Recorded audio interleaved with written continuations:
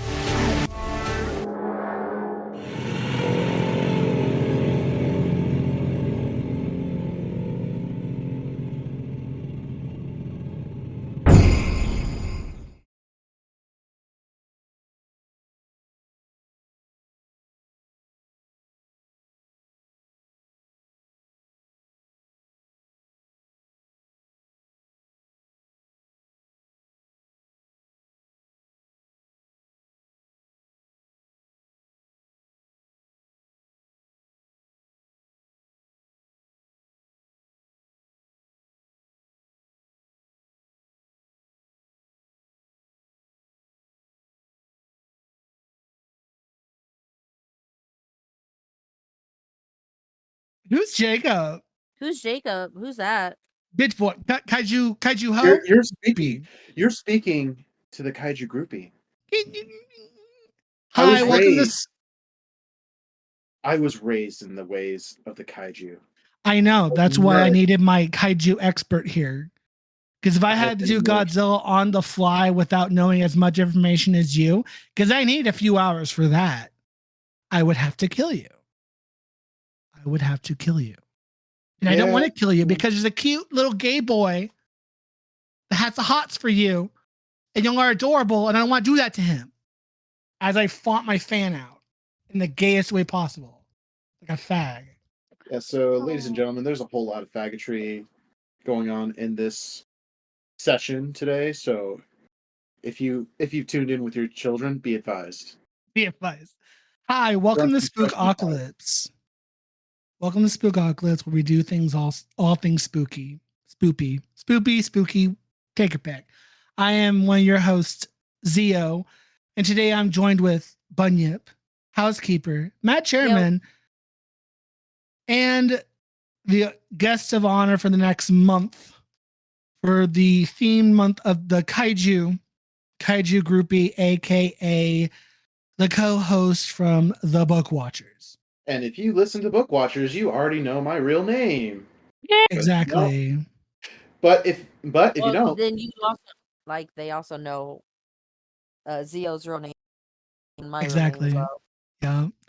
Again, we only keep these names as a formality of tradition because that's how these two podcasts are the oldest ones in the bunch, and they had the nickname started with those. So we decided as a collective, well, mostly me, to continue on said tradition. So we do. Again, Kaiju Groupie's joining us from the Book Watchers for the next month, for the month of August, for the theme of Kaiju films. We'll be watching four. Yes, we'll be watching 4 Kaiju films for the month of August. Right? It's 4. Please tell me it's only 4. Yeah. Yes. Cool. Because if it's a 5, I didn't plan for 5. But yeah, it's 4. Again, also this week, as this episode gets uploaded on Saturday, the first episode of the Book Watchers is now being posted for season 2, starting with the House of X Powers of 10 Part 1. With a long upload. Not like we didn't record that episode like months ago, but we pre-recorded a bunch of stuff. So now Book Watchers is back in posting. Back coming live. Live before a pre-recorded audience. Exactly. So, Housekeeper, take it away. Oh, yeah. If you like this podcast, make sure you follow and rate us on whatever site you listen to your podcast. New episodes get uploaded every Saturday. I was not looking at the thing for a minute. Links are down in the description for other podcasts that are part of the Neonic family. Follow us on Twitter. Our handle is at Spookocalypse. That's at SPOOKOCALYPSE. We also have a YouTube. If you are from YouTube, hi, hello, welcome. Make sure you drop a like, subscribe, drop a comment. If there's any movies or anything that you think, or topics that you think would be interesting for us to talk about, let us know. Share with your friends. again. And we do spooky shit. Mints will be on the pillow. And as of this week, Spookocalypse will be on the YouTube channel as well as the Book Watchers. Yay! And Yay! next week, a new podcast will be uploaded on, I think I'm doing Mondays, which is called House of Ideas, based around comic book characters. So that'll be Monday. The podcast started to come back. Now, Voidonica, due to production stuff, and I'm a one-man team. It's going to be a little late, but it's going to be happening soon. So look forward to that. For the next D&D campaign. So, there's going to be a video component. I have to draw everything, all these character designs. There's a lot, okay, for one person. I'm a one-man team production squad, okay? I can only go so fast. I'm learning. Oh, I can't wait till you learn, because then I'll have you edit like the spook episodes for me. Awesome. So I can get one less show off my hands to edit. But nonetheless, that's production stuff that y'all don't got to worry about. So today, to start off the Kaiju month, we are going to be talking about. Actually, you know what? I'm gonna let Kaiju Groupie. What are we talking about today? Yes. So. Oh, we didn't have a flavor. Oh, the flavor mint. The mint flavor is. Ramen. Flaming hot. Flaming hot. Oh, cinnamon. Cinnamon. Yes. Cinnamon. Love cinnamon. Love it. So what movie are we talking about today? To start off the month of the Kaiju.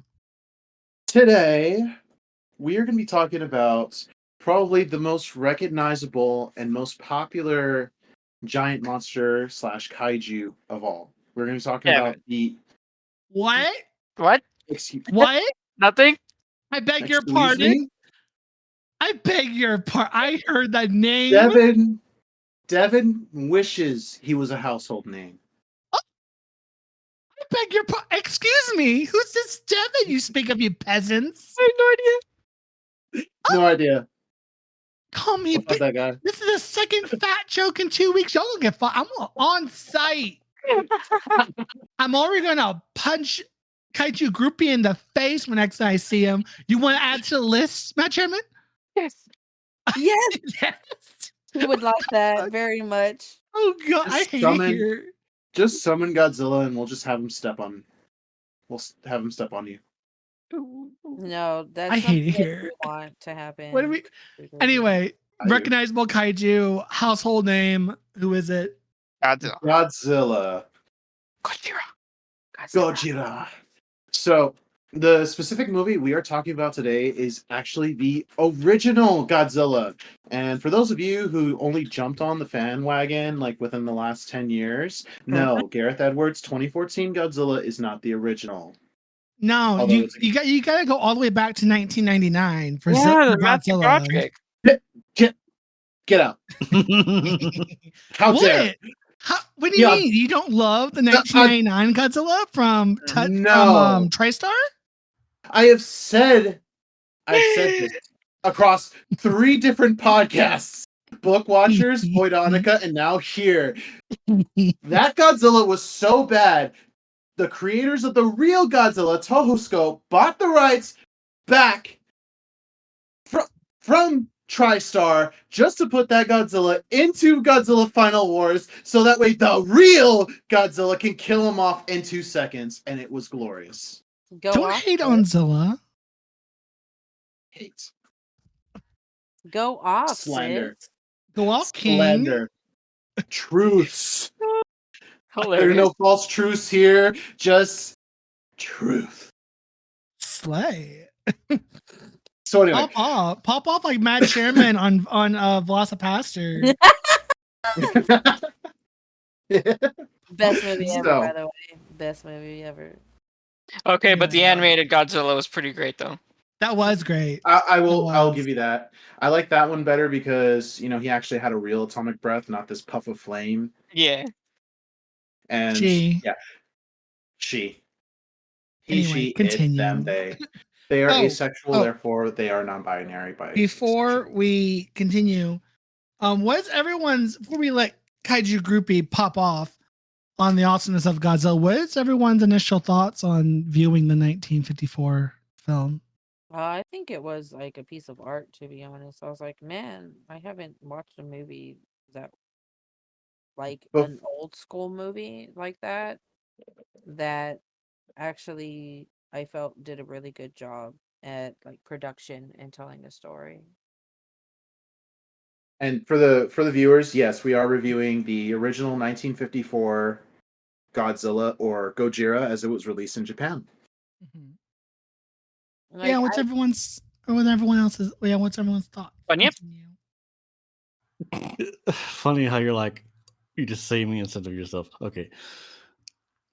I kind of the same feelings as Housekeeper did. Like, it's been a while since I've seen a movie made before like the 70s, where it's Mhm. all black and white. They have limited tools for making a film, and you see that costume, and they're just, it's basically like a guy in a costume crushing miniatures, and it looked fun. Mhm. Yeah, definitely. I was along the same lines. Like, it was actually. I love the way that it looked too. Like, as far as like you could tell it was filmed on film, an actual film. Everything just looked so much crisp and clean and beautiful. I love the soundtrack, all the music that they played during the battles and the build up towards revealing Godzilla. It was all great, and I loved it. I never sat down and watched the original 1954 version of Godzilla. I've seen some of the Godzillas from the 70s and 80s and even in the 90s, but never watched the 1954 one or any of them in the 50s and 60s really. I was Walzio, your boyfriend has the entire collection. You better go sit down and I watch them know. all. Homework. Oh, I know. I know my boo has the whole entire collection. I do want to marathon them all. I might request that after we watch all those samurai films he just bought. But yeah, I was expecting it to be cheesy and like the suit to be lame. Mhm. Because in the later ones you can tell that somebody's in the suit, but in this one they have it. It They was shot dark. it. They It's shot dark, in dark yeah. areas, kind of Yes. hiding it. They hit it very well, Yeah. and it didn't look like a person in the suit. I mean, it looked. At parts it did, but it was Yeah. still, it blended in really well still. But they didn't have that. They didn't dive into the camp of that until later iterations. But like this one, actually, it looked good. Like it looked. Yeah. Like, I mean, it you took could it tell. seriously. Yes, like they took it real seriously, and I liked how the production value of it all. Mhm. And I was like, damn, this is actually really good. Because I thought I was gonna get bored, and then I'm like, damn, you know what? This slaps. I'm excited.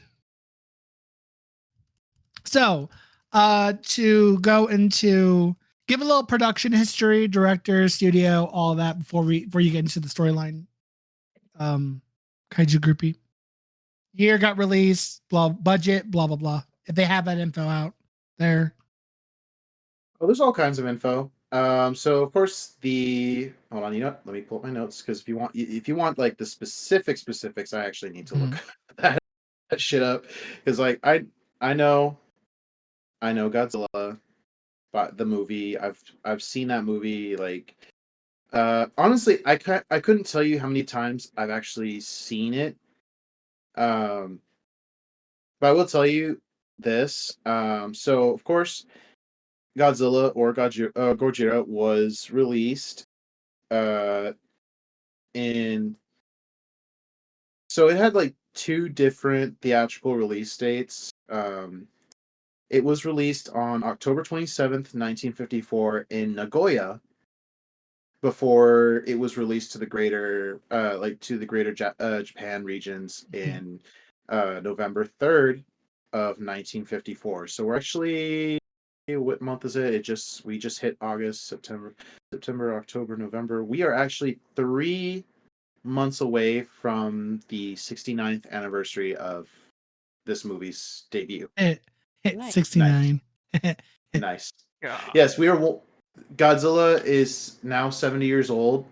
and it's making me feel old because I remember as a kid when they started doing a lot of promotions for the 50th anniversary back in 2004. Mhm. And then, of course, 10 years ago, God, 10 years ago, Gareth Edwards' Godzilla came out, and they did a lot of promotional shit for the 60th anniversary, and now here we are, 70th anniversary. Yeah, so just a few fun facts about the production of Gojira. It was... Well, one thing I'm trying to look for is the fucking director. His name. Directed by Ishiro Honda. Yes, that's the one I knew. I was like, is it Ishiro Honda or was it somebody else? Anyway, yeah, so it was directed by Ishiro Honda. It was produced by Tomoyuki Tanaka. And so when it was originally in production, it had a budget of 100 million yen. And it made a solid 2.8 million in the box office. And this was back in the 50s. Like, this was back in the 50s, so that was a lot. That was actually really good. This movie did really good domestically. Domestically as in Japan. The movie itself is about 96 minutes long. And the thing about Godzilla is that its theme is very... the reason why the movie did so well was because it really hit close to heart for a lot of people, especially in Japan. Because Godzilla wasn't just some giant monster that rampaged through Tokyo and throughout the rest of Japan. It was Godzilla represented the living embodiment of nuclear power. Because that's the one thing about Godzilla is that he was inspired by not only the fire bombings of Japan during World War II, but also the nuclear bombs that were dropped on Hiroshima and Nagasaki. It was Godzilla was meant to represent the cost and the dangers of nuclear power. So, on that note, let's just go ahead and get into the plot of the movie.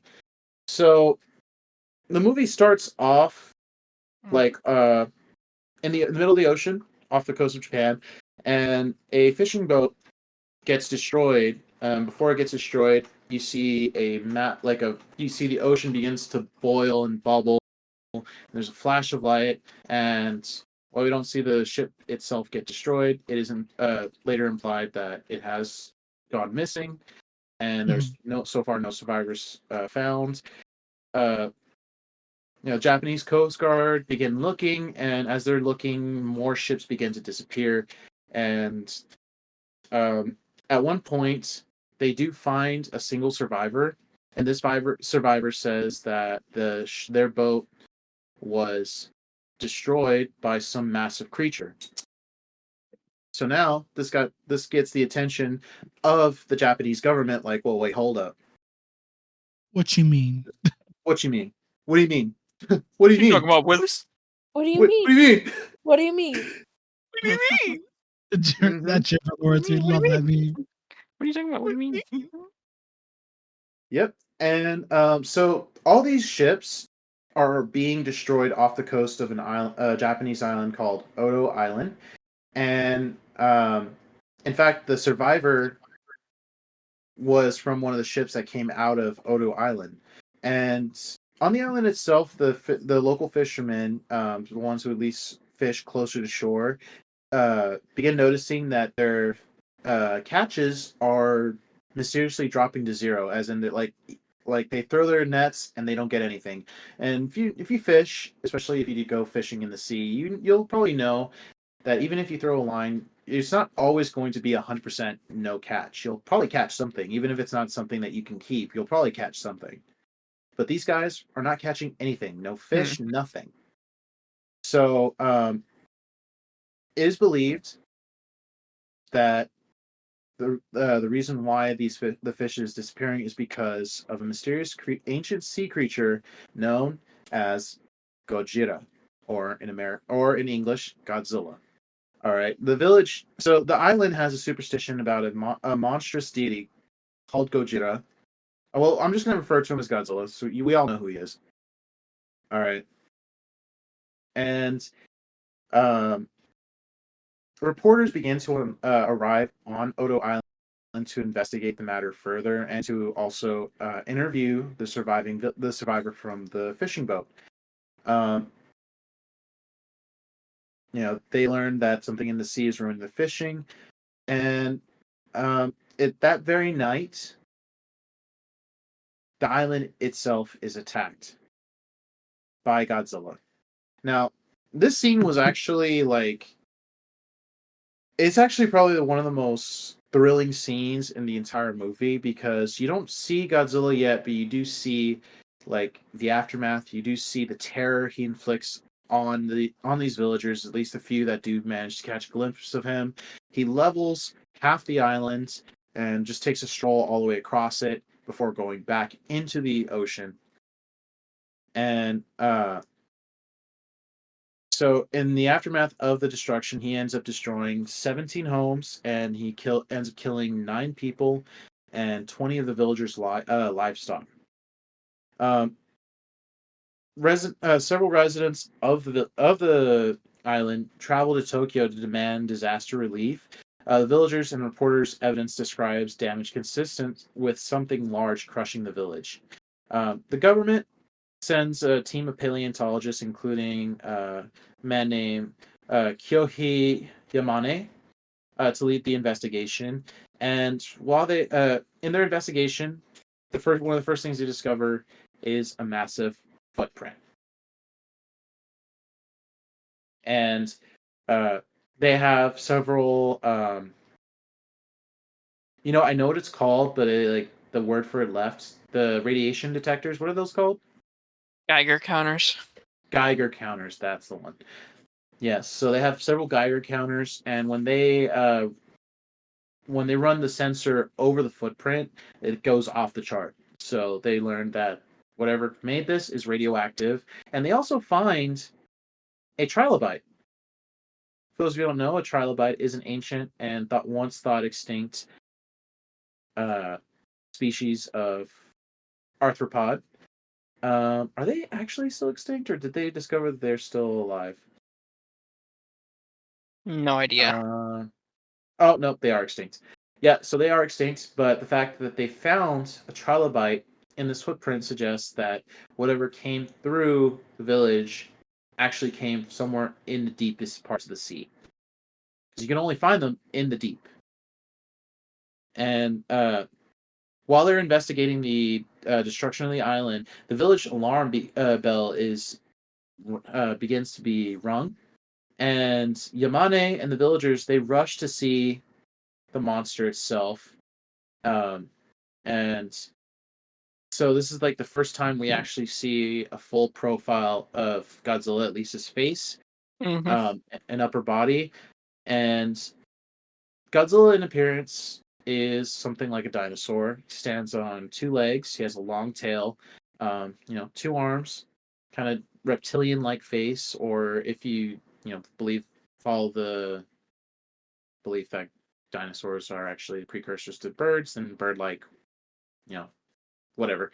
But the distinguishing features of Godzilla is that he has very dark mottled skin. It's not scaly. It's just kind of more grotesque and very texturized. And then, of course, his most defining feature is the rows of spines that go down his back, the dorsal spines. So, of course, when the villagers and the research team sees Godzilla for the first time, they run for their lives. They're just like, "Oh fuck!" "Oh my god, what is that?" Sees Godzilla, "Oh fuck this, we're out." Godzilla doesn't really bother with the villagers. He just ends up walking back down the island into the sea without causing any more damage. Yamane returns to Tokyo and presents his findings to the government, estimating that Godzilla is about 50 meters tall. And don't ask me how much that is in feet, because I don't know, because I'm American. And yeah, I think that in the version I watched, they actually said in feet. It was 158 feet. or something like that? So 50 meters is about 164 feet. 64. Okay. Yeah. So they estimate his size, and they believe that Godzilla evolved from some form of ancient sea creature that became a terrestrial creature. He also concludes that Godzilla has been disturbed by underwater hydrogen bomb testing. So, of course, if you follow basic history, American or otherwise, you'll know that uh, in the Pacific, the American government tested a number of hydrogen bombs. Mm-hmm. Yep, it caused a lot of environmental damage. These testings, and nobody really wants to talk about that. We won't either. But uh, but they believe that the radiation from these hydrogen bomb tests not only disturbed Godzilla when it was still just a regular deep sea creature, but it mutated him and it drove him to the surface. Um, Now, the government begins to debate whether or not they should tell the public about the danger of a giant sea monster. And the entire time that they're debating this, 17 more ships are destroyed by Godzilla. So at this point, they're gonna have to tell the public, because what are they gonna tell people? Because people are gonna notice that 17 boats just went missing in a row. All right, that's not something you can cover up. All right, at least not back in the 50s. Anyway, so eventually the government decides to try to kill Godzilla. They dispatch about 10 frigates to try to track him down and kill him. The mission is disappointing because, first of all, they don't actually find and do anything to Godzilla. They drop a bunch of depth charges and really nothing. They can't really find him. Now, Yamane has a different opinion on how they should handle Godzilla. They don't think that they should kill Godzilla, but they should study him. Now, when the efforts to try to find and kill Godzilla fails, the government tries to get Yamane's opinion on how to best handle and kill Godzilla, but Yamane basically gives him a middle finger and tells him, like, no, tells him pretty much, like, there is no killing Godzilla. Because, for one thing, he survived the H-bomb testing.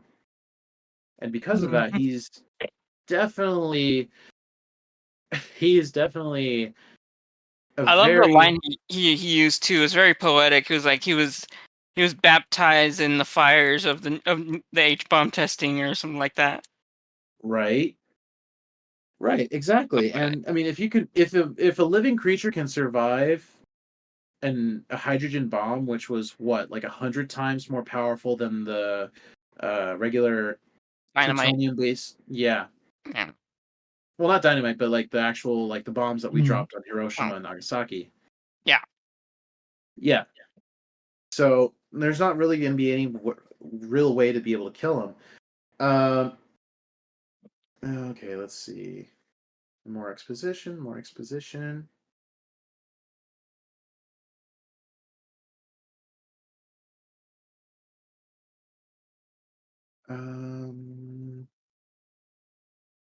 Sorry, I'm just compiling my notes because I want to make sure I have all the facts right. So, you guys remember back when Gareth Edwards' Godzilla came out, and a lot of people complained because Godzilla didn't get enough screen time? Oh yeah. Well, here's the thing. This is why I really like that. I really like that movie, and I have a lot of respect for Gareth Edwards because he was very faithful to the original Godzilla content. But that's the thing about Godzilla movies, is that you get just a taste of Godzilla in the beginning, right? Glimpses of him here and there, maybe a full body shot, maybe a fight, like initial fight with a monster, and then you get a lot of story building, right in the middle of the movie, and then at the end, which is the climax, right? That happens like, if you go binge every Godzilla movie. There's now over 30 movies. All right, American and Japanese. So that's going to happen in most of them. It's not really boring. I think it just means I like it better because there's just a better climax. Well, this is where it all started. All right. So there's a lot more story building, government trying to figure out what to do. And there's also like more character background going on, especially concerning a certain Scientists. concerning a certain scientist by the name of Daisuke Sarazawa. I'm not sure if I said his name right. Daisuke, Dr. Sarazawa. Let's just call him that. That's how I know him. It's also there's a lot more like backstory behind concerning him, his relationship with Yamane's daughter, Emiko. Sarazawa was at one point engaged to Emiko, but she decided to break off her engagement in favor of another guy who happens to be a salvage ship captain by the name of Hideto Ogata.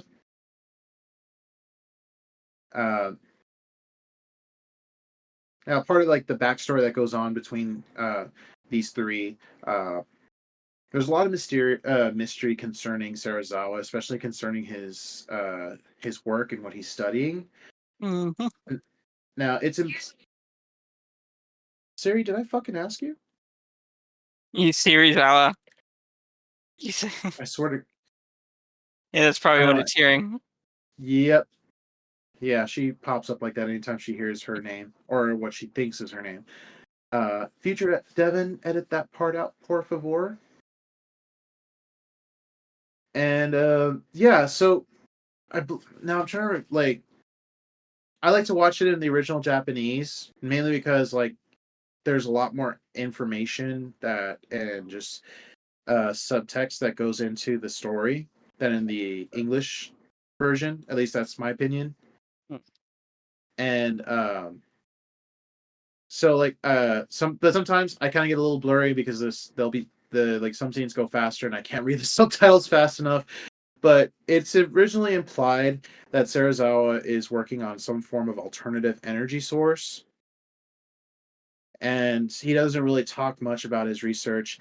Emiko manages to convince him to show her his work, especially after a reporter shows up at his office and asks to interview him, but he basically just tells the reporter to fuck off, but in a more polite way. He does agree to show Emiko what he's working on and to give her a demonstration if she promises to keep it a secret. Now, when he takes her down into his lab, he he gives her just a basic explanation. He doesn't really explain what exactly he's doing at first. He just says, "I'm just going to show you."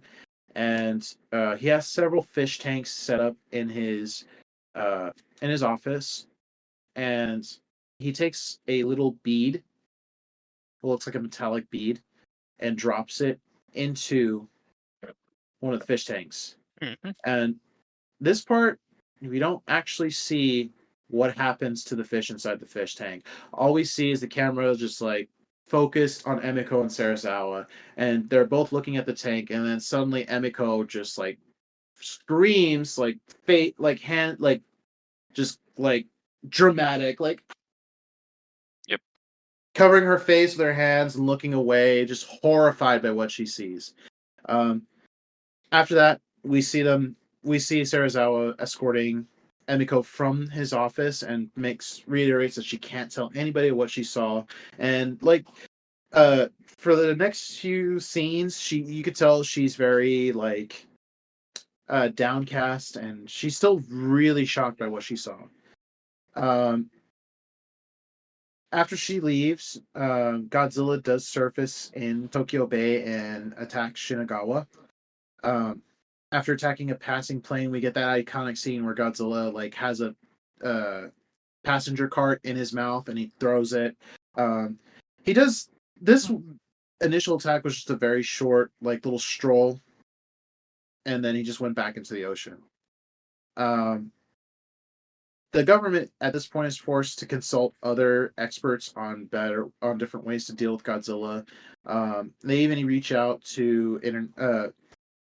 internationally to ask for help, and this Japanese self-defense forces come up with an idea to construct a 30-meter high, 50,000 volt electrified fence along the coast using electrified pylons, and they mobilize their forces in preparation for the next time Godzilla surfaces. Yamane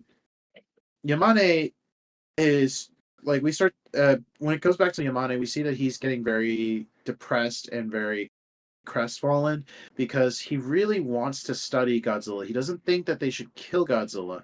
So we especially see this when Emiko and her new fiance Ogata try to get his consent for them to wed. But it kind of goes bad because they get into a conversation about how to handle Godzilla, and Ogata disagrees with Yamane and believes that Godzilla is too much of a threat and that we should kill him rather than studying him. And Yamane just tells him to leave. Yep. And of course, Godzilla does resurface, and this scene right here is probably like what really hits home for a lot of people because Godzilla rampages through Tokyo. He breaks through the electrified fence, and he begins to just level the city. And this is also when we see him display his signature ability, which is his atomic breath. Godzilla's atomic breath is very iconic because, well, first of all, there is a build up to it. You see his dorsal spines begin to flicker and glow. And since the original Godzilla is in black and white, we don't see the color. But in later movies, when color comes into play, his spines glow blue just before he releases his atomic breath, which is this jet of blue radioactive fire. And Godzilla ends up just burning the entire city to the ground, killing thousands of people. The defense force tries to counterattack using their tanks, their fighter jets, as Godzilla returns to Tokyo Bay, but nothing works. Absolutely nothing works. And the next day, this is a very shocking scene, and it just shows like scenes of like hospitals and shelters all over the Tokyo area. They're crowded with survivors. A lot of them are maimed, they're burned, they're dead or dying. Some survivors are suffering from radiation sickness. I gotta tell you, there was one scene, like when I rewatched this movie last week, I forgot about this scene, and there was one scene that actually like made me choke up a bit. Doctors were looking over this woman, and her children were right next to her, and they pronounce her dead, and her young daughter begins to cry, and it was a very emotional scene. And the director, I distinctly remember the director did this scene on purpose, especially because it mirrors the after effects of the atomic bombing of Hiroshima and Nagasaki. So it's very shocking, and to the Japanese people, I'm pretty sure it hit home back in the day. All right, and yeah, so Emiko herself, she volunteered to help with the relief efforts, and after seeing the devastation, she decides to break her promise to Serizawa and tell her fiance about Serizawa's research into a weapon called the Oxygen Destroyer. Oh. The oxygen destroyer is literally the only thing that can kill Godzilla. Oxygen is ox- explosive. it is, but in this case, it's not an explosive, but rather an atomizer. Ooh. For those now, well, I say atomizer, but really it is basically what it does. The oxygen destroyer disintegrates oxygen atoms and causes organisms to die of a rotting asphyxiation.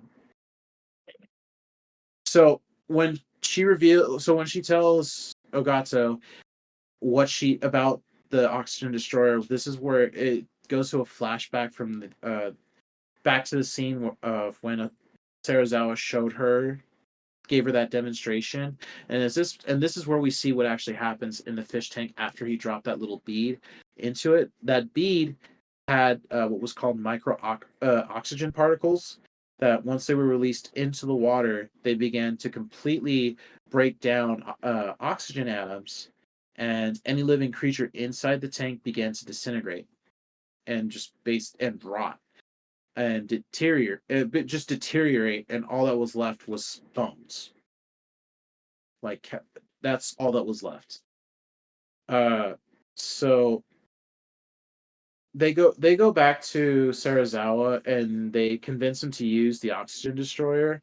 While he refuses at first, he explains that if he uses the device, the superpowers of the world will surely force him to construct more weapons.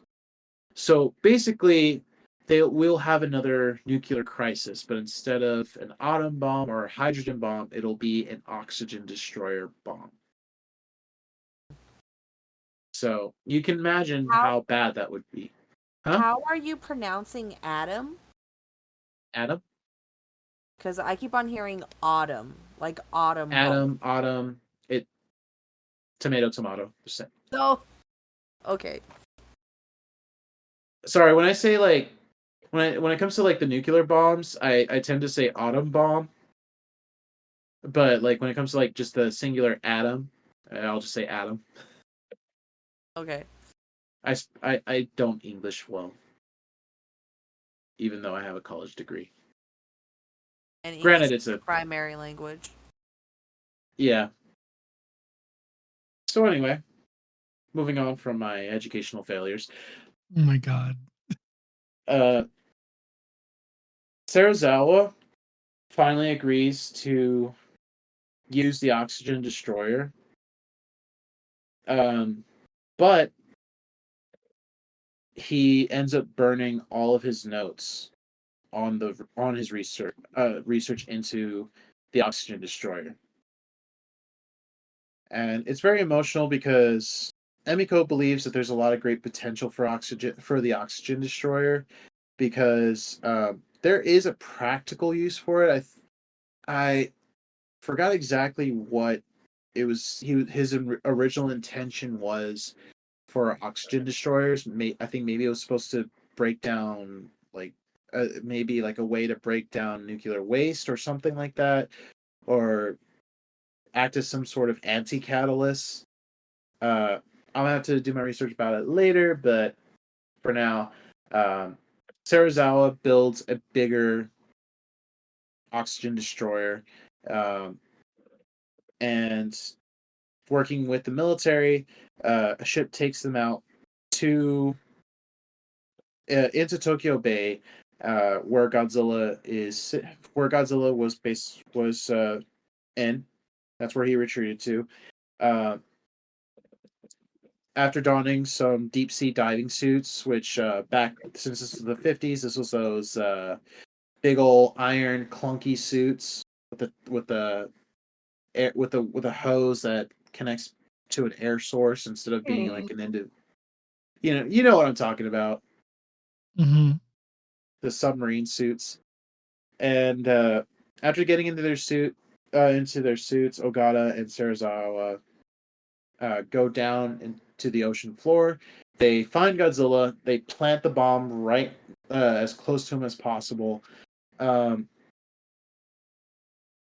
But instead of going back up to the ship, Sarazawa decides to stay where he is. and so Ogata goes back up to the ship, and before they can even try to reel Serizawa back in, he cuts his own air supply line and any other way of pulling him back up to the surface, and he sets off the oxygen destroyer, killing himself and Godzilla in the process. And this scene was, very dramatic because we see Godzilla, he begins to freak out because he's dying, and at one point he does rise up to the surface, and we see him just like writhing in agony before he sinks back down to the bottom of the ocean. And once his body settles in the ocean floor, all we see left is his bones. And this is pretty much where the movie ends. It ends on Yamane commenting that if nuclear weapons continue, like nuclear weapons testing continue, there may be another Godzilla. There's totally not a sequel or several. Or Or 10 30. or 30. Yeah. Decades upon decades. It's not like Godzilla's one of the longest running franchises in the world or anything. Obviously No, not. totally no. Has been like what 70 years of the franchise or anything. Nah, couldn't Yep. be. Couldn't be that. Couldn't be Godzilla. Nah, definitely not. So anyway, but you would be right. Yes, the whole franchise, everything. Hell, my room is decorated with all different kinds of Godzilla. In the past 70 years, Godzilla has been given so many different redesigns. Some make him look cooler, more fierce. Some makes him look more toad-like. Yeah. Some make him look more cat-like. And then, of course, one particular incarnation of Godzilla makes him look more eldritch. I'm about to say the best one and the only one that matters. I should say the only one that matters. I love the original Godzilla. But yeah, no, the best Godzilla is Shin Godzilla. My favorite. Yeah. Honestly, I'm pretty sure you would change your opinion once Godzilla -1 comes out, because that one looks bussin'. it looks amazing. I saw the trailer for it, and just that brief glimpse we get of Godzilla's face, and I'm like, This one looks the new one looks terrifying. he does. And that's another thing. I like how this movie really emphasized on how terrifying Godzilla is. Even though it's a 50s film, you can feel like it's a monster movie. The terror of it all. Yeah, this movie was originally intended to be a horror movie. It was filmed in like pretty much the same way a horror movie would be filmed. There's a lot of dark, undertones, overtones. You can barely see Godzilla. He's always cast in like a dark light. When he went on his rampage, it was in the middle of the night, and also, like, of course, the aftermath of his rampage, and we see like what is happening to the survivors. People are dying from radiation burns, radiation sickness, and it definitely is very shocking.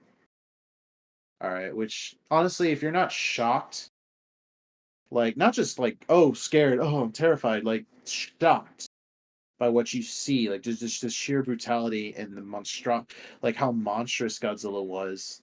Is it really even a horror film? Fair. But yeah, any symbolism? I think Kaiju Groupie pointed out most of it already. Oh, yeah, fair. That's fair. Like, You can't. Godzilla is basically the atom bomb. Yes. He's a walking nuclear disaster. And what's funny is they tackled that subject not even 10 years after the atom bomb both bombs were dropped. Yep, it was 9 years. Yep. 9 years, and they probably made it was probably more like 7 or 8 years because it probably took a year or two to make it. Yep. It So started like it's production in it's like 53. fresh. And they were in the writing room. He's like, "You think it's too soon?" Nah. Nah. Like my God. No, Like my not guy. enough.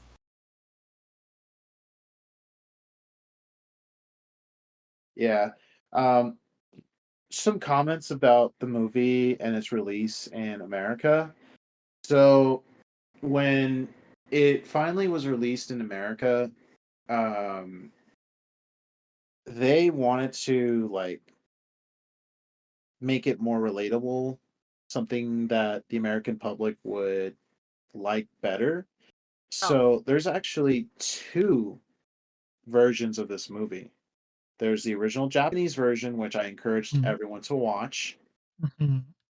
and then uh there's the American edit, where Which basically, is the that's the one that's on Tubi.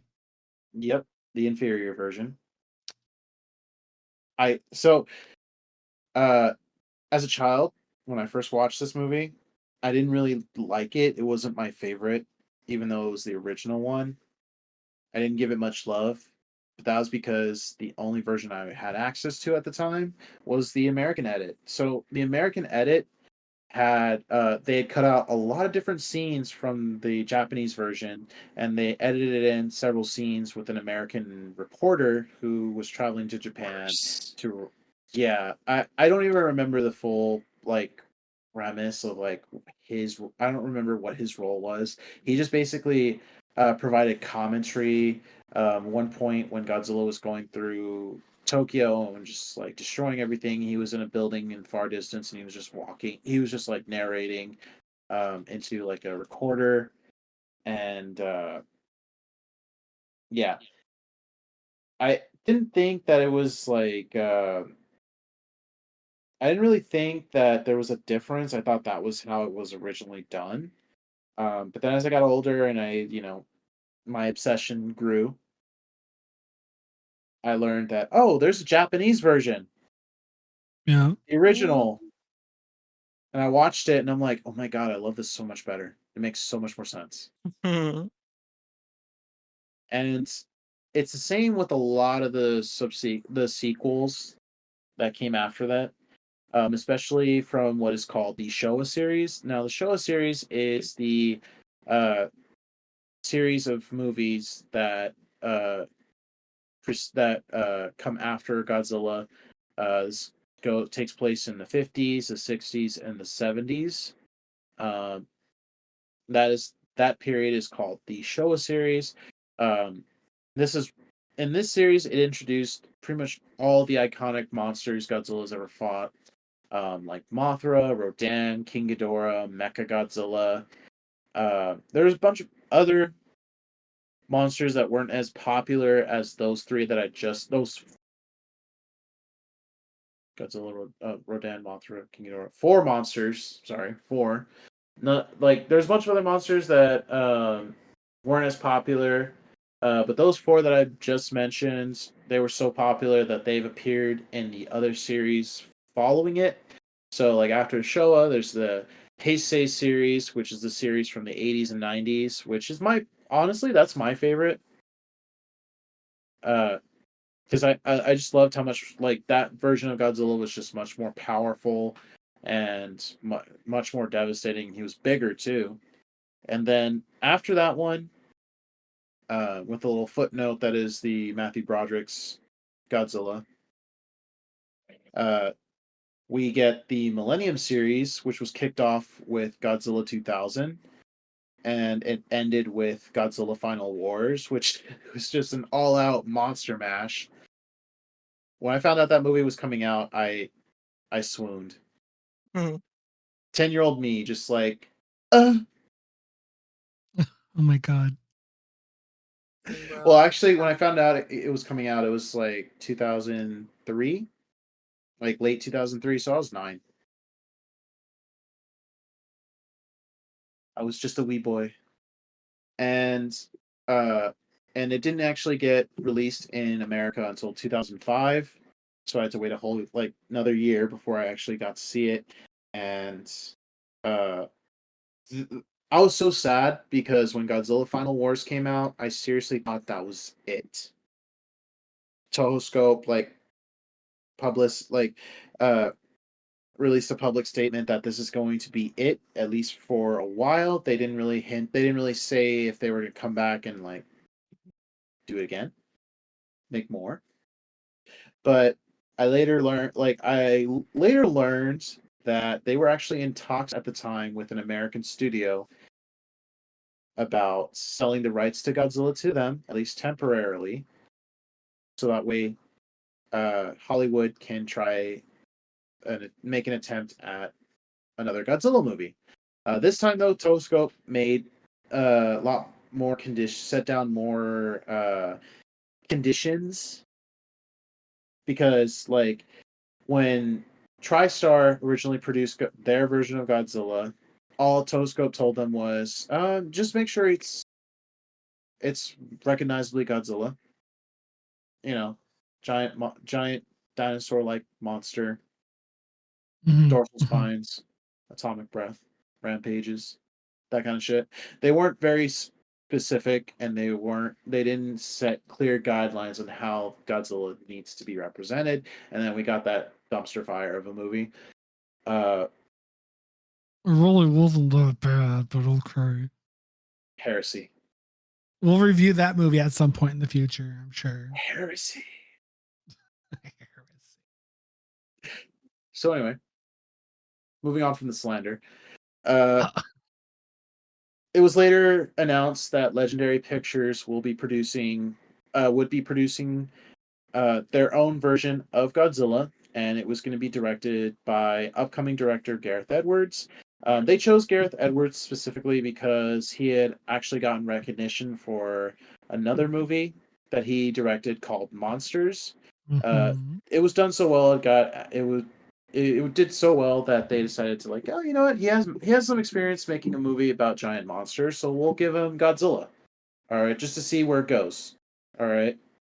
It was kind of like a safety net, because since Gareth Edwards wasn't very well known, and the budget that they gave him, while considerable, wasn't exactly going to be a big loss to them. I think it was it was like a $600 million budget.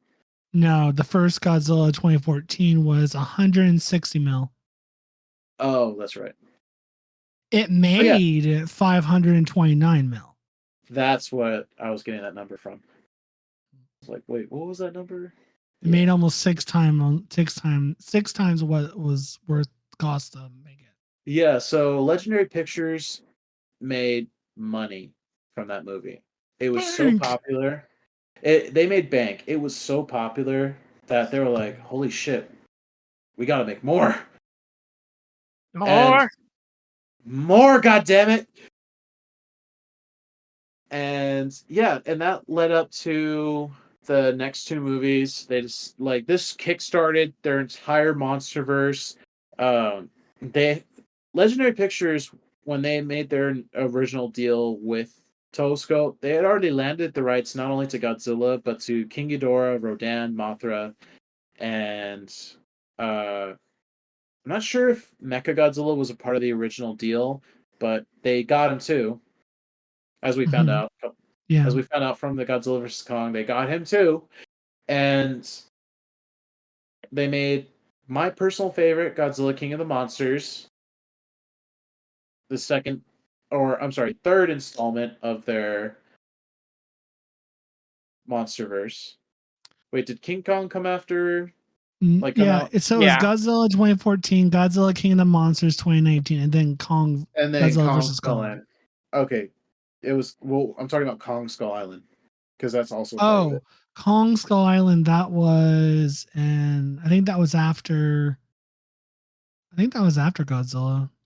It had to be, Let because me look it up. It was supposed to lead up into Godzilla vs. Kong. Yeah, it was Godzilla 2014, then Kong Skull Island, then Godzilla King of Monsters.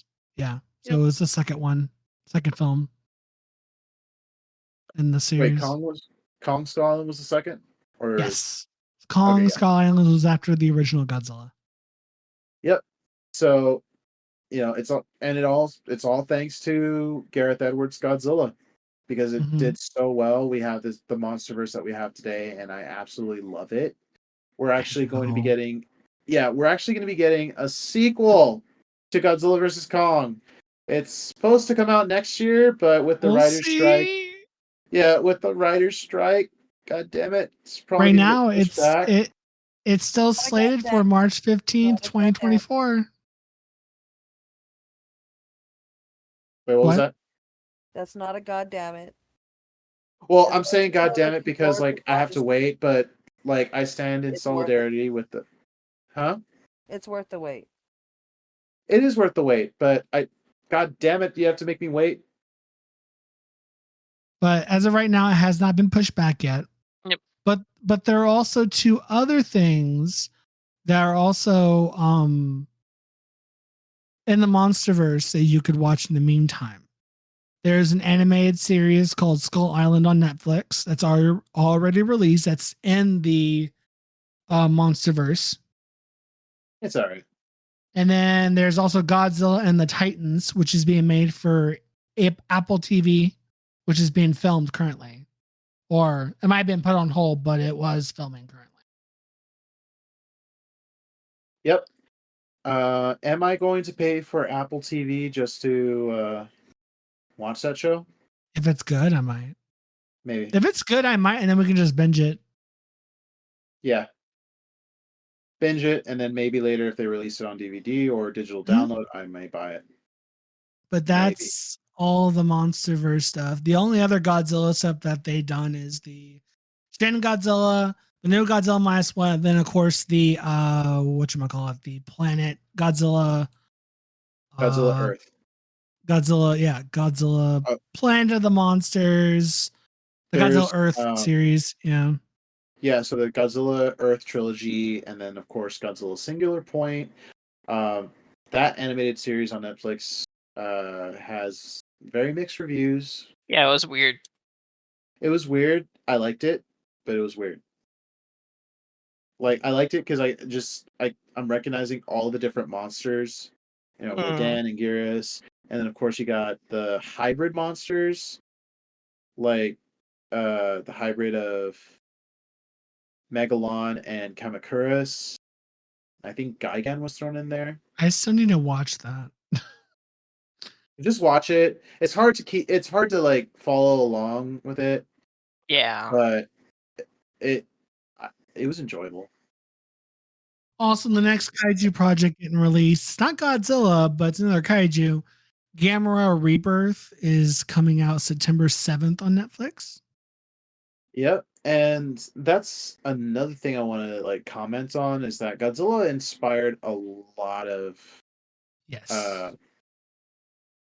a lot of different movies that were giant monster base. But did you know that Godzilla itself was actually it was also inspired by the American movie The Beast of 20,000 Fathoms.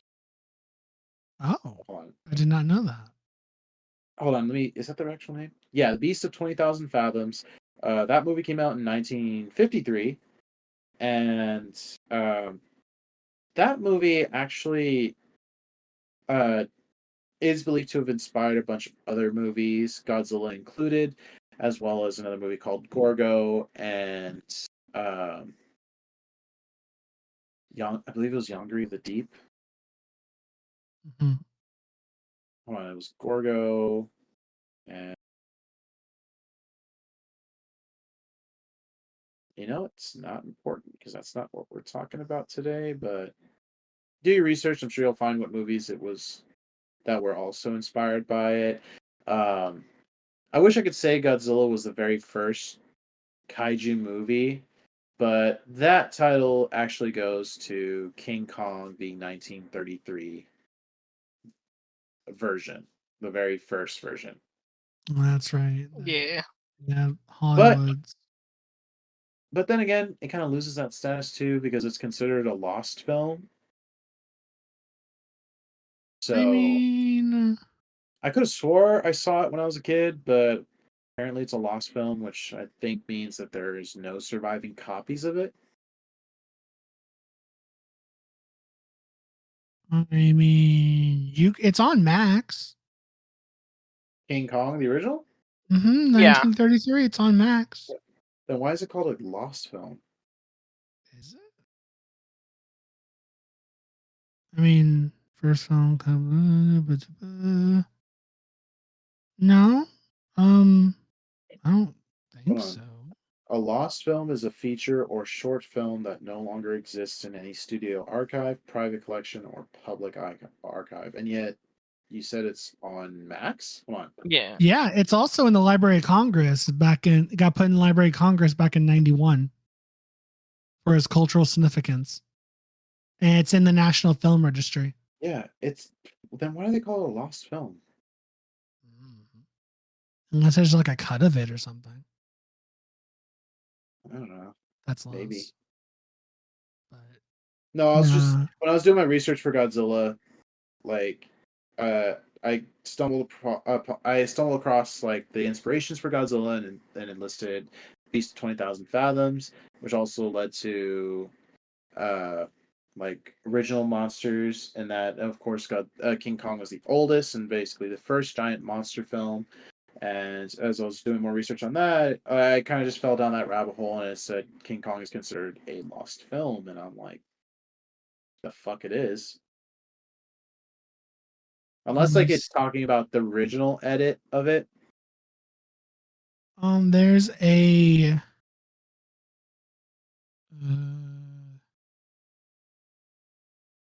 so there is a King Kong version. It's a Japanese made King Kong is a lost film. It's 1933 Japanese black and white silent film directed by it's a King Kong. I guess is this the original one?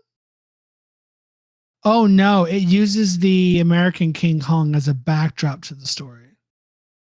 It's considered a lost film, so it's a Japanese take on it because the American one came out in April, while this one came out in October. So this was a Japanese King Kong adaptation, and this one's is now considered a lost film. So that must have been the King Kong that you were looking at.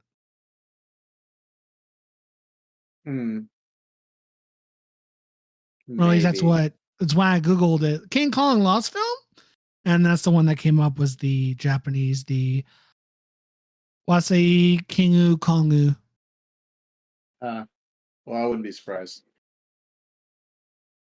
I wouldn't be surprised at that point. But yeah. But like I was saying, Godzilla was the first Japanese-made giant monster film, though. Mm-hmm. So he does carry that title. And because of him, other studios wanted to like make their own. So we got other kaiju films such as Gamera and Ultraman. So an argument can be made that it's also like what inspired like shows like Kamen Rider and the Power Rangers, just because Power Rangers literally fight a giant monster at the end of every film. Like Power Rangers, and for those of you who don't know, Power Rangers is an American show that's based off the Japanese version of it, Sentai Shinshi. Yep. Which again, like Kaiju Groupie was saying, they fight kaijus basically. Megazords fighting these kaiju monsters. Once they defeat the little itty bitty version of them, they grow to kaiju size. Yep. And I love that shit. Yeah. Gamera was supposed to be the like Godzilla's competition, although they've never actually like had a crossover between the two monsters. I'm surprised.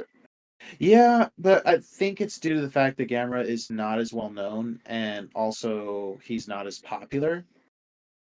And I mean, if you watch the Showa series, like the Gamera movies from the 50s and 60s, and even the Heisei series from the 90s, it's clear who would win if you were to put the giant rocket turtle in the same room with the atomic lizard. I mean, everybody knows who would win. Gamera's the savior of the universe. Okay, yeah. I mean, don't get me wrong. I like Gamera. He's the guardian of the universe. Isn't that what they call him?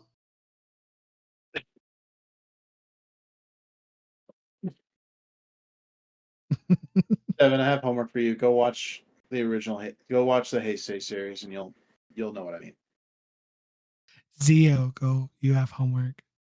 Zio, No, you have homework. I want to watch all the original Godzilla stuff and Gamera and all these other kaijus. Well, So I'll no, loan it's on you my my list. copies. I'll loan you my copy of the Heisei series. It's just 3 movies. You don't have to wait for your boo. Just watch it, and you'll understand. Like Gamera's powerful. Don't get me wrong, but So ratings. Who wants to go first? We'll go down the list. Bunyip. Out of oxygen bombs. Oh shit! dude, Too soon? it's been 70 years. 5 oxygen bombs. What would you give it? My goodness. I'm gonna try and go 3 out of 5. 3 out of 5. Okay. I did find it entertaining.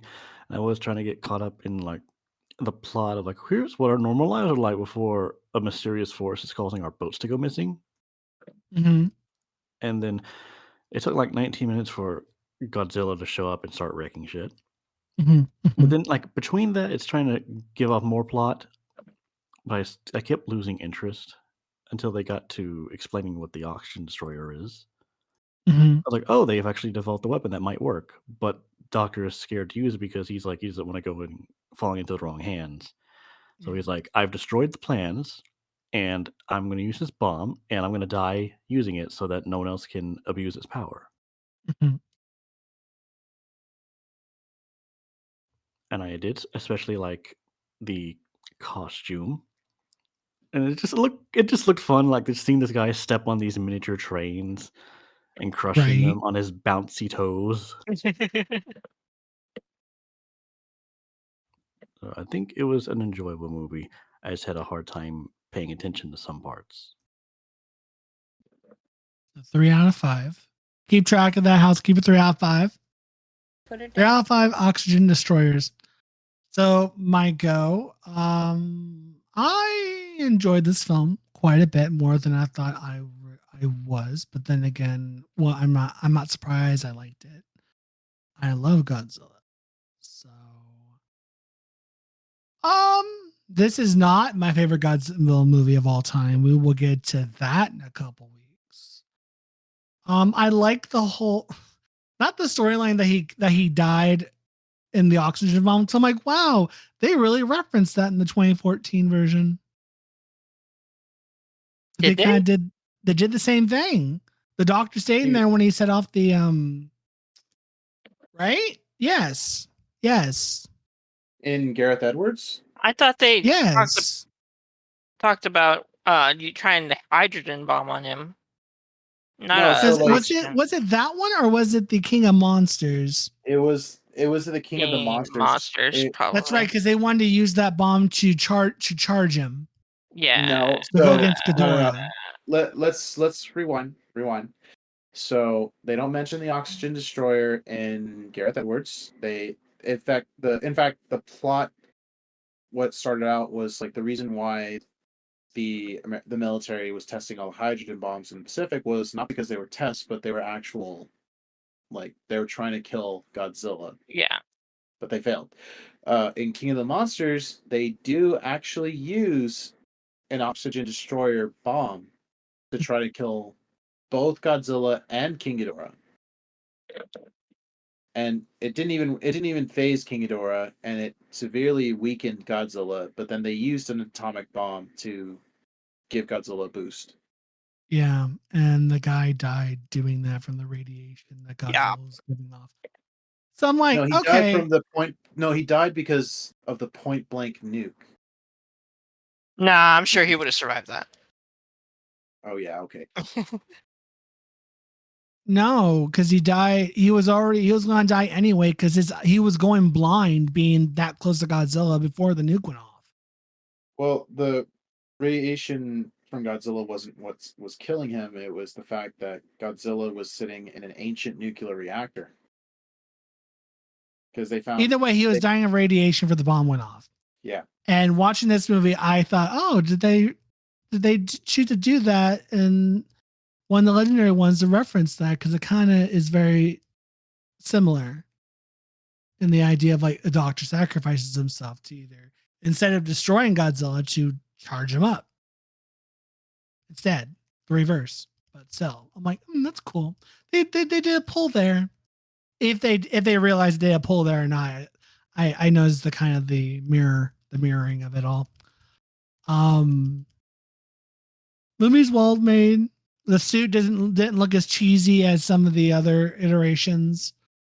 It actually looked the way they shot it to make it look darker and kind of hide the fact that it's somebody in a suit. It made it a little more terrifying. And I like the fact that they didn't show Godzilla for the first like 20, 30 minutes or whatever. Because I mean, they did the same thing in the 2014 in the movie. So after the movie was gone for a little bit before he actually showed up. So that seems like tradition. Godzilla doesn't just pop up every now. Doesn't pop up from the get go. If it's a new like a reboot thing, they kept tradition of that. His gamma ray though wasn't that great. Wasn't that amazing? I wasn't blown away. Oh yeah. His atomic breath. The water. His atomic breath wasn't. I wasn't blown away. Yeah, I wasn't sure what it was at first until things caught fire. I'm like, oh. Yeah. But It it's is- the first movie. And it's the 50s, so I'm not expecting miracles. But I was like, I could see it starts here and then it gets better as they continue on. Avi. Yeah. So I will give the first Godzilla movie a 3.5. A solid 3.5. Oxygen destroyers out of 5. We got a 3 and a 3.5. Housekeeper? Gonna give it a 3 as well. It's great for the time that the movie was taking place. You know, the time that it was filmed and everything like that. They made great use of the effects, and the storyline was really good. Me, I'm not hella into like Godzilla kaiju films. I watch them whenever my friends want to watch them, and I know baseline information. So, listening to kaiju go off about it's a very entertaining because I'm like, that's probably how I sound with my shit. Same. I'm like, I sound like that with my K-pop, probably. I sound like that with my Marvel stuff. Yeah. Mhm. Uh-huh. Accurate. So like I said, like I have baseline knowledge, and just based off of like what I know, and I go into watching this film. This is the first time me watching it. I think like the first ever kaiju film that I ever watched that I actually sat down and paid attention to was one of the most recent ones. One of the ones that came out in like the past 5 years or so. I don't remember which one. It has oh gosh. I think it Er- has Ghidorah in it, and like a lot of the other kaiju. Ah, Yeah, yeah. it was the King of the Monsters. Yeah, like other than like King Kong, but I didn't know that that was a kaiju film until like later on in life, and I was like, oh, okay, well that makes sense. I was like, okay, but yeah, I enjoyed the film for what it was for taking it at face value. So I mean, I don't have any complaints over it. So yeah, I think a base 3 is good. So we got a 3, 3.5, and a 3. Matt Sharon? Wow, y'all are really harsh today. I'm not harsh. I'm being fair.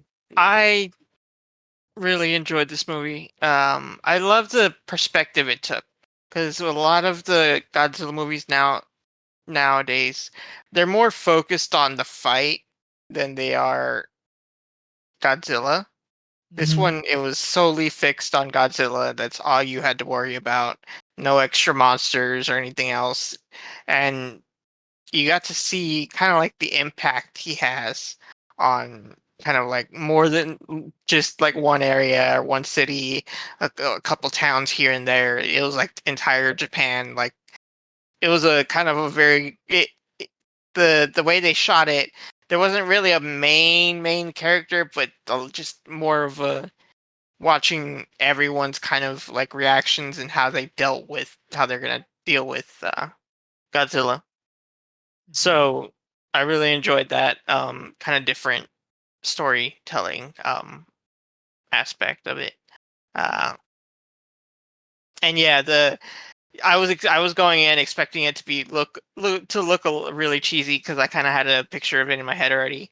But yeah, I was really pleased with how it actually looked and how it looked like they actually made an effort. An effort was made, and it translated really well because I actually really enjoyed like whenever Godzilla was uh fighting the little miniature airplanes and swatting them out of the sky, and it was like that was so much fun to watch. It was yeah. Um, so as far as ratings, uh, what was it? Oxygen bombs? Oxygen Yeah. destroyers. Oxygen destroyers. I'm gonna give it a 4. Okay. 4 oxygen destroyers. Last but not least, Kaiju Groupie, what do you give this film? So, just to give you the rating off the bat, I'm also going to give this a 4 out of 5. Mainly because uh, this this one, yeah, it started it all, so I have to give it some love. Like without this movie, we wouldn't have the franchise that I love. Um, although it isn't my favorite personally, uh, it's kind of hard for me to like pin down which one is like my all-time favorite. Although Shin Godzilla is really up there. I would say Godzilla King of the Monsters is my favorite at the moment. Although that might change depending on how good minus one is. Mhm. So, but yeah, when I watched this last week and actually just really like paid attention, I came to love it even more than I did growing up because, like I said, I only had access to the Americanized version. Um, the inferior version, which would, if we were to rate that one, it would get a 1 for me because it was that bad. But being able to appreciate the original version, the gravity of what Godzilla represents, and how he affected the Japanese people, at least in the movie setting, it it's great. I think it's a really good movie. It really holds out well even now, 70 years later. And um, yeah, I mean, I already went off about this, so about this movie. So I pretty much Yeah. I'm pretty much grasping at straws at this point. But yeah, Yeah. good movie. So the average for this one is a 3.5 out of 5. Wait, Go hold on. watch it. What? You already did the average count? I did. How dare you? That was my job. Well, you said you were going to be right back, so I wasn't sure if you were going to I be was back in time, so I went ahead and tallied it. That's okay. He Okay. took your time. Oh Bye. my god. I was trying to be helpful. No. You're good. I'm not mad. I'm not. Okay. So it's a 3.5 out of 5. Go watch it. It is currently on Max if you want the original Japanese version. But if you want the American version or see what the American version is like, is that one's on Tubi. So you have I 2 don't- versions you can go hunt. I don't Uh, recommend the American version. Well, I'm going to watch the American version because I want to see the differences. And I'll be the judge of that. Thank you. So I think this is a good start to the Kaiju month for the theme of August. Join us next week as we're stepping away from Godzilla for a minute, and we're coming back over to the States for another Kaiju film that is from the early 2000s. I think 2008? Yes. A found footage film. And honestly, it's so fucking good and holds up so well to this day. Honestly, with what just got announced recently, I feel like it's perfect timing, to be honest. What are you talking about? Oh, with the government and what they announced and shit. Oh, that should be an episode in September. Or some future where we just talk about all that shit that they But just anyways. announced. Anyway, join us next time as we talk about, I'm going to go ahead and say it, Cloverfield, the original Cloverfield. Yep. Now, I know we already talked about Cloverfield Paradox a while back, like a year or so ago. We talked about that film. Mm-hmm. But we're going to talk about the original one. So if you want to pre-watch it before next week's episode, it is on Paramount Plus. So until next week, where we talk about Cloverfield and the Cloverfield monster. Catch y'all then. Bye. Bye. And I can't wait in 2 weeks as we'll be going back to Godzilla and talk about my favorite Godzilla. Yes. Period. I still Bye. need to watch. Oop. What? So need to watch what? No, I thought you stopped the recording. No, Whoops. he's still recording. He does a post combo. What?